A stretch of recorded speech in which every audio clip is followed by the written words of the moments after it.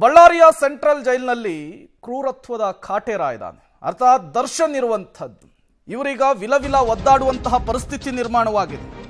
ಈ ಬೆನ್ನಲ್ಲೇ ನಾಳೆ ಜೈಲಿಗೆ ಭೇಟಿ ಕೊಡ್ತಾರೆ ಪತ್ನಿ ವಿಜಯಲಕ್ಷ್ಮಿ ಅನ್ನೋದು ಕೂಡ ಗೊತ್ತಾಗ್ತಾ ಇದೆ.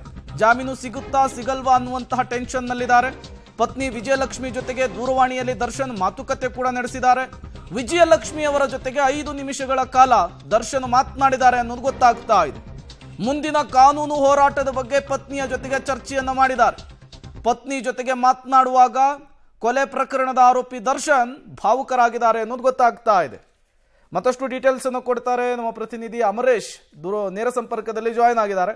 ಅಮರೇಶ್, ನಾಳೆ ವಿಜಯಲಕ್ಷ್ಮಿ ಜೊತೆಗೆ ದರ್ಶನ್ ತಾಯಿ ಜೈಲಿಗೆ ಬರಬಹುದು ಅನ್ನುವಂತಹ ಮಾಹಿತಿಗಳು ಸಿಗ್ತಾ ಇತ್ತು.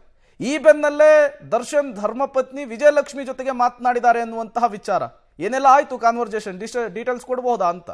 ಪ್ರೇಮ್ ಕುಮಾರ್, ಫ್ರೀಜನ್ ಕಾಲ್ ಸಿಸ್ಟಮ್ ಮೂಲಕ ದರ್ಶನ್ ಅವರು ಅವರ ಪತ್ನಿ ವಿಜಯಲಕ್ಷ್ಮಿ ಅವರ ಜೊತೆಗೆ 5 ನಿಮಿಷಗಳ ಕಾಲ ಈಗಾಗಲೇ ಮಾತನಾಡಿದ್ದಾರೆ. ಮಾತನಾಡ್ತಕ್ಕಂಥ ಸಂದರ್ಭದಲ್ಲಿ ಸಹಜವಾಗಿನೇ ಪತ್ನಿ ಜೊತೆ ಮಾತನಾಡುವಾಗ ದರ್ಶನ್ ಅವರು ಒಂದಿಷ್ಟು ಭಾವುಕರಾದ್ರು. ಅದಾದ್ಮೇಲೆ ಮುಂದಿನ ಕಾನೂನು ಹೋರಾಟದ ಬಗ್ಗೆ ಕೂಡ ಚರ್ಚೆನ ಮಾಡಿದ್ರು. ಅಂದ್ರೆ 5 ನಿಮಿಷಗಳ ಕಾಲ ಏನು ಮಾತಾಡಿದ್ರು, 5 ನಿಮಿಷಗಳವರೆಗೂ ಸಹಿತ ಮುಂದಿನ ಕಾನೂನು ಹೋರಾಟಗಳ ಬಗ್ಗೆನೇ ಚರ್ಚೆ ಮಾಡಿದ್ರೆ. ಮತ್ತೊಂದು ಕಡೆಗೆ ಈಗಾಗಲೇ ಅವರ ವಿರುದ್ಧ ಸಿಕ್ಕಿರುವಂತಹ ಸಾಕ್ಷಿಗಳನ್ನು ಕಂಡು ದರ್ಶನ್ ಅವರು ಈಗಾಗಲೇ ದಿಗ್ಭ್ರಮೆಗೊಂಡಿದ್ದಾರೆ. ಇದ್ರ ವಿಚಾರವನ್ನು ಸಹಿತ ಪತ್ನಿಯಿಂದ ಮಾಹಿತಿಯನ್ನು ಪಡೆದುಕೊಂಡಿದ್ದಾರೆ.